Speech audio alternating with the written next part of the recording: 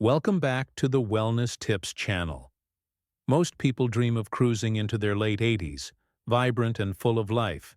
But here's the brutal truth. Many don't even make it past 82.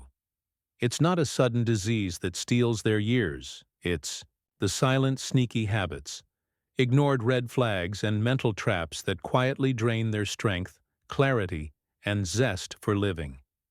If you're over 60, this isn't just advice.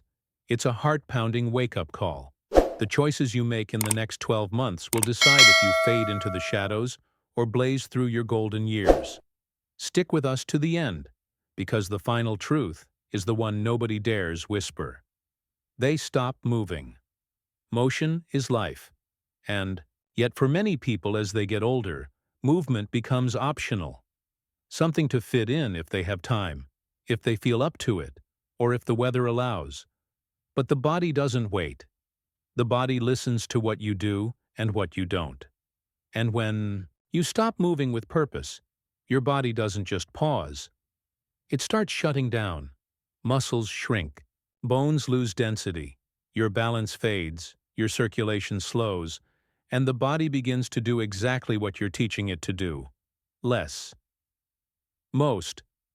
Wellness tips. Don't make a conscious decision to stop moving. It happens gradually. You retire. You no longer have to walk to work.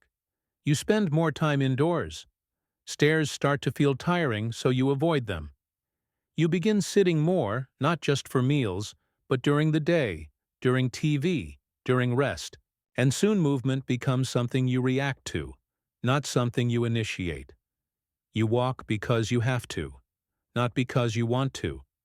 You stretch because something hurts, not to stay limber. You go outside only when necessary. And before you realize it, your world and your body have shrunk. But here's what most people don't understand. The problem isn't just physical. Yes, when you stop moving, your muscles atrophy, your joints stiffen, your bones become fragile. But it goes deeper than that. Movement is stimulation not just to your body, but to your brain. When you move, you send signals from your feet to your spine, to your brainstem. These signals wake up the nervous system. They keep you sharp. They regulate your mood. They remind your body, I'm still here, I still have purpose. The moment you stop engaging your body with intention, your brain activity starts to dim. You feel slower, less creative, more tired. You begin to lose confidence, and slowly you lose identity, because movement is identity. The way you walk, stand, reach, stretch, and hold yourself, it tells your nervous system that you're still living, not just surviving. That's why walking around the house isn't enough. It's better than nothing. Yes, but it's not functional training. It's survival movement. It's automatic. It doesn't challenge your posture. It doesn't strengthen your glutes, improve your stride, or reinforce your balance. It just keeps you upright for now. But over time, it lets your muscles go quiet. It lets your core fade. It allows weakness to settle in places that once felt strong. What you need is intentional motion movement that requires effort, control, and presence. Not to run a marathon, not to lift heavy weights, but to keep your joints working the way they were meant to. To keep your spine aligned, to keep your nervous system awake. That means resistance training, even if it's just using a band or body weight. That means stretching with focus, not just bending randomly. That means posture exercises that help your shoulders stay back, your neck stay tall, and your hips stay stable. And yes, it means walking with purpose. Every day outside if possible, where the surface changes, where you have to engage your balance and stride with real awareness. Every time you move with intention, you tell your nervous system, I'm still needed. Keep me sharp. And your body responds. Your blood starts flowing. Your hormones rebalance. Your digestion improves. Your breathing deepens. Your mood lifts. You don't need a full gym. You don't need fancy routines. You just need to reclaim movement as medicine daily, consistent, non-negotiable. Because once you stop moving, the decline doesn't wait. It shows up fast. First, in small ways, your legs feel weak after a short walk. You trip more often. You hesitate when turning, but then it grows. You start losing muscle mass, not from disease, but from disuse. You start losing bone not from age, but from inactivity. And once your posture begins to collapse, your lungs lose space. Your balance becomes shaky and your confidence crumbles. Movement is not something to do if you feel good. It's what makes you feel good. It's what keeps your digestion working, your joints moving, your brain firing. It's what tells your body, you still belong in this world, not just as a passenger, but as a participant.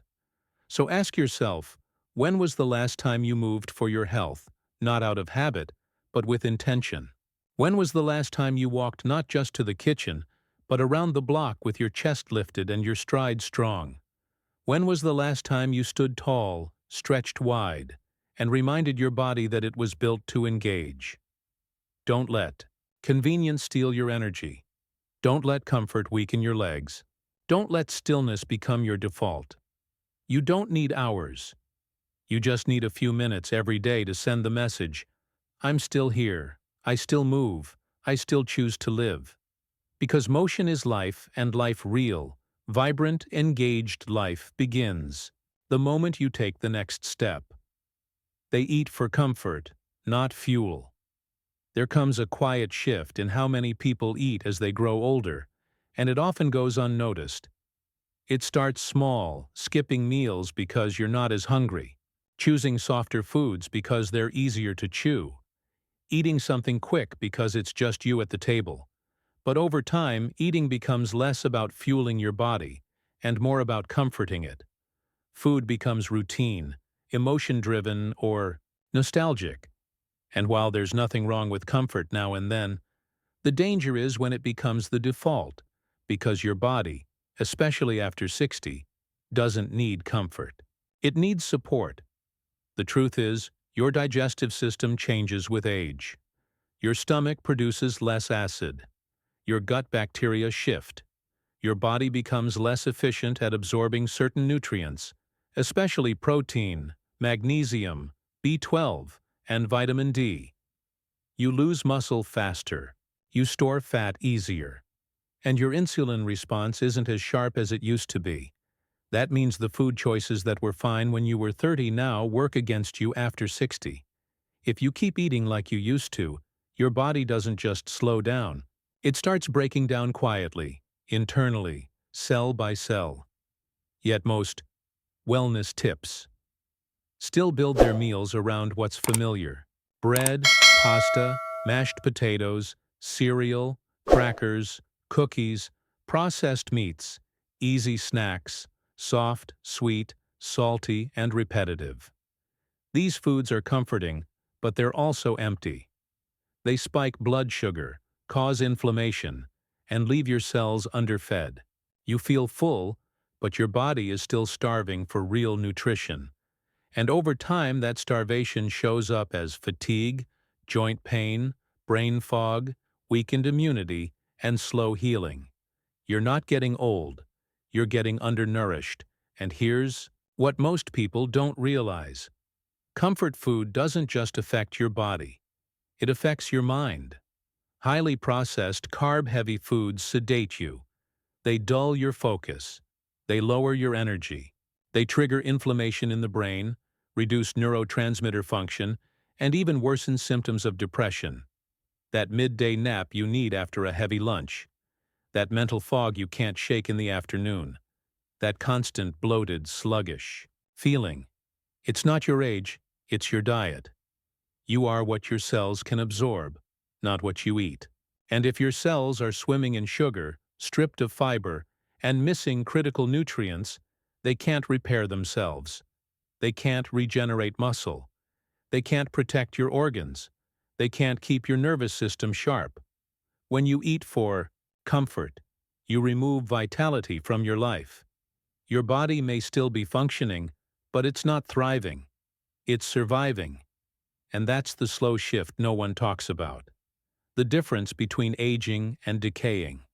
So what does it mean to eat with intention? It means prioritizing function over flavor. Not every time, but most of the time. It means building meals around protein, lean meats, fish, eggs, legumes, because muscle is the currency of aging, and without it, everything declines. It means choosing fiber-rich foods, vegetables, fruits with skin, whole grains, seeds, because your digestion needs stimulation to stay active. It means cutting back on sugar, not just for weight, but because sugar feeds inflammation and drains your energy. And it means hydrating with water, not soda, juice, or coffee all day, because your cells need clean fluid to function well. Eating well isn't about restriction. It's about respect. Respecting what your body needs at this stage of life. Respecting your future self enough to give it strength now. You don't need to follow a strict diet or become a health expert. You just need to be honest. Are you feeding your body, or are you numbing it? Are you eating to stay sharp, mobile, and energized, or to pass time, soothe stress, or avoid cooking? One change makes a difference. Swapping breakfast cereal for eggs and fruit. Replacing soda with water and lemon. Adding a handful of greens to your plate. Skipping dessert 2 nights a week. These small decisions send your body a powerful message. I still care. I'm still here. I still want to live well. And your body will respond with more energy, better mood, improved sleep, and clearer thinking. You don't need perfect meals, but you do need purposeful ones, because after 60, food is no longer just about enjoyment. It's your medicine. It's your momentum. It's your message to yourselves that you're not giving up. You're just getting started. They shrink their social world. Connection is not just a luxury. It's not just something nice to have. For the aging body and brain, connection is medicine. It's what keeps the nervous system regulated. It's what keeps your mind sharp, your heart steady, and your spirit alive. But as people grow older, many begin to shrink their social world slowly and often without noticing. They stop calling friends. They stop attending events. They skip family gatherings. Conversations get shorter. Days get quieter. And that slow quiet becomes a kind of isolation that can do more damage than any disease.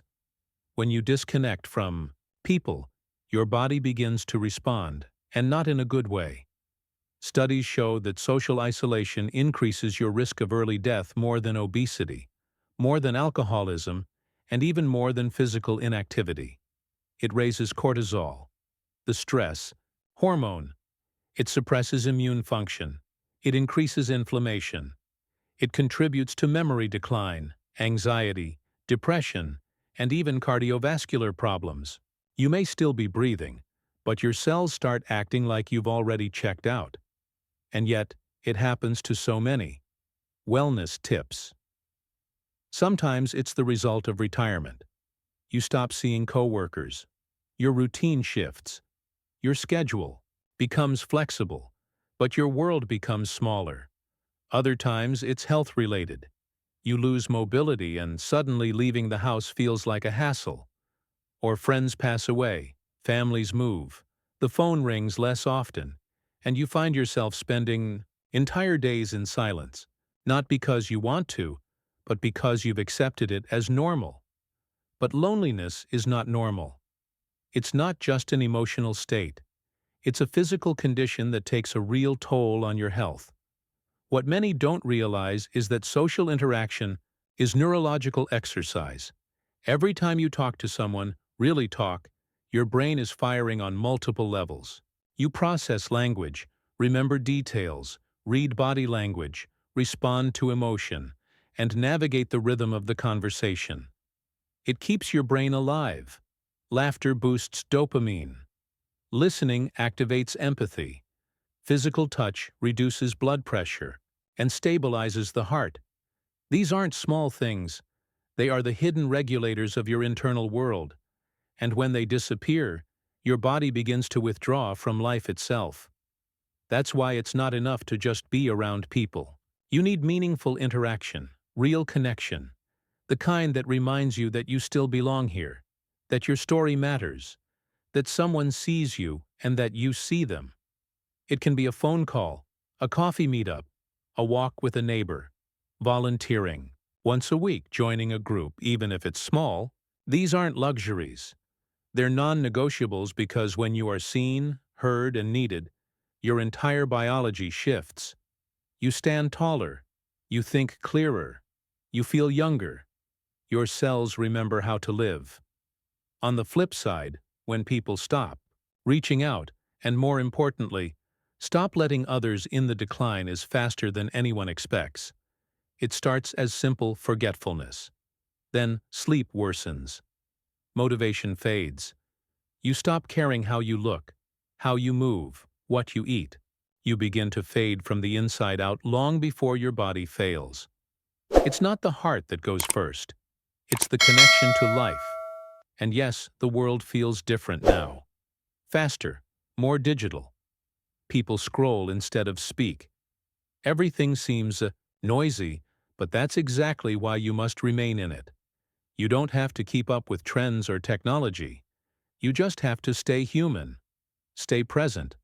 Be the one who starts the conversation. Call your children. Message your old friends. Start a game night. Attend that community event, even if it feels awkward at first. Because the longer you stay engaged, the longer your body stays responsive. And let's be honest, it takes courage. It's easier to withdraw, easier to say no thanks and stay home.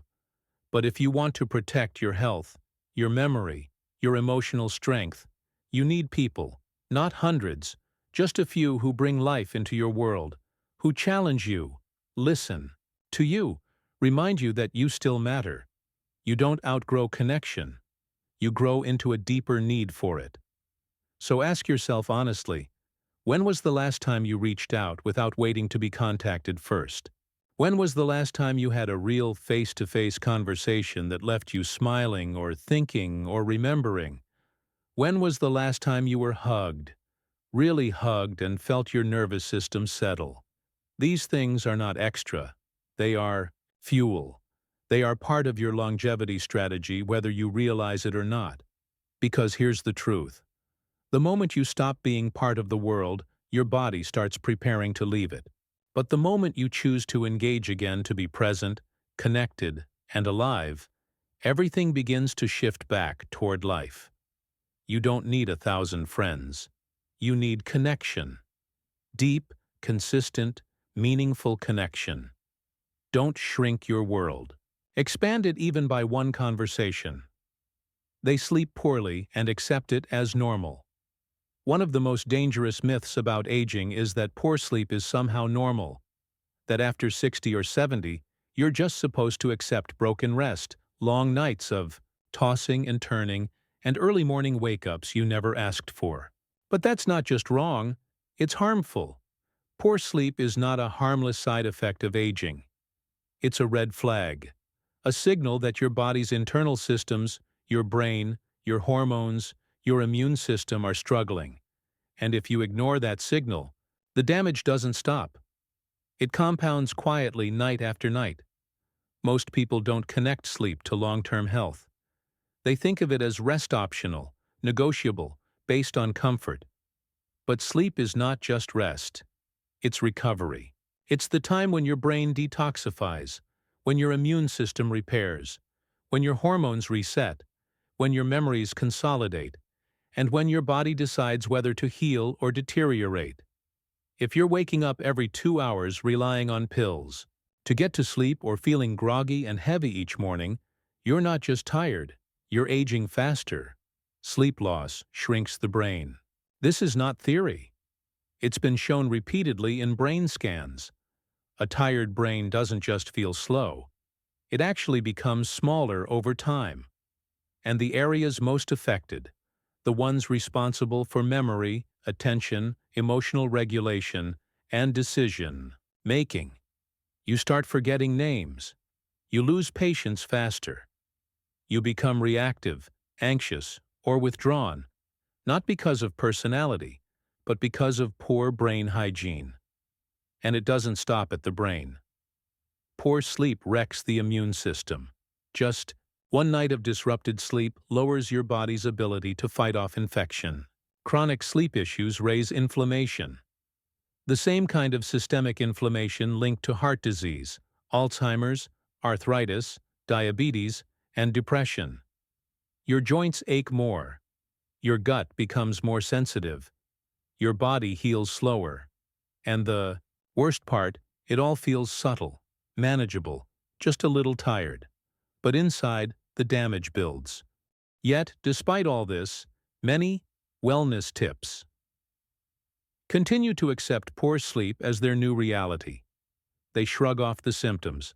That's just how it is now. They take a pill, scroll on their phone, or leave the TV on until they drift off. And they think that rest is enough. But that kind of sleep-broken, shallow, drug-induced doesn't restore your body. It sedates it. It puts you in a kind of limbo where your nervous system never fully resets. And over time, that wears you down in ways you can't always see. The solution isn't just more sleep. It's better sleep. And better sleep doesn't happen by accident. It requires discipline. It requires you to protect your rhythm, your circadian clock, like you would protect your health because it is your shi-tong. They live without purpose. This is the last one, and it's the hardest. Not because it's rare, but because it's everywhere.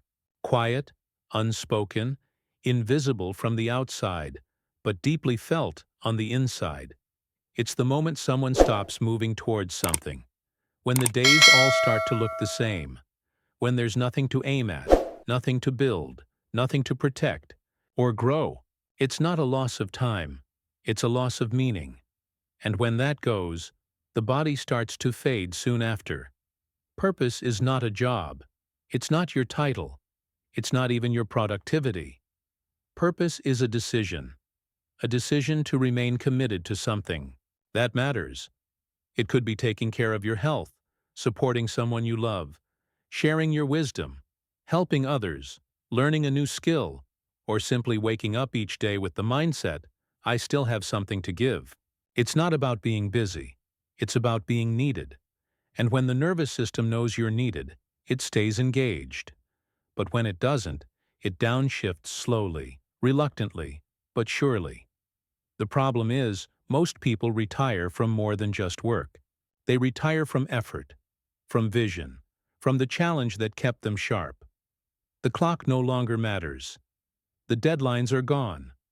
And for the first few months, that can feel like peace. But too much stillness is not peace.